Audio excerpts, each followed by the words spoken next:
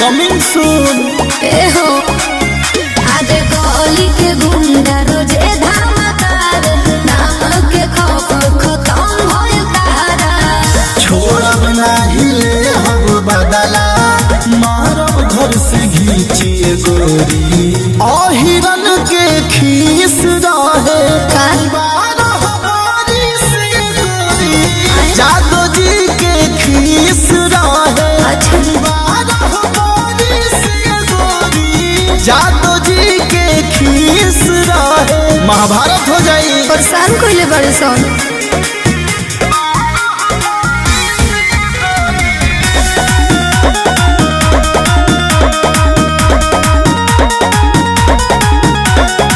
नजर उठाई जवन रख देब चीर के लभर बनौले बाड़ू लइका हीर के। समझलू करेगा और सुनो डरे घर से बाहर निकलिला ना पहले जैसन सीना तनी चलिला ना।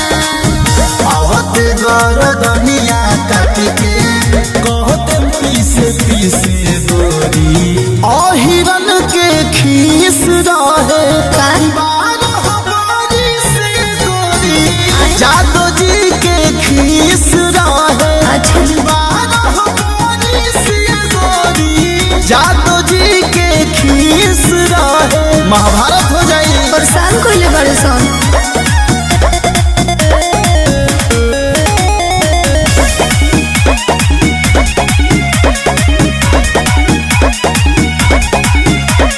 सब जब के मारल होला एने ओने मोच हो।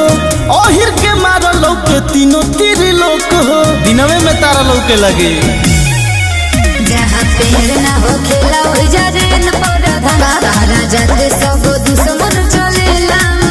ए जान मानी जादो रौस रविंदा दिहना बकसी से गोरी। जादो जी के खीस रहे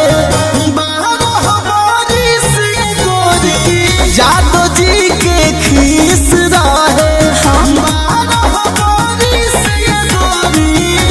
हिरन के खीस रहे। अरे जवानी की दुश्मनी बुढ़ापा तक रहेला।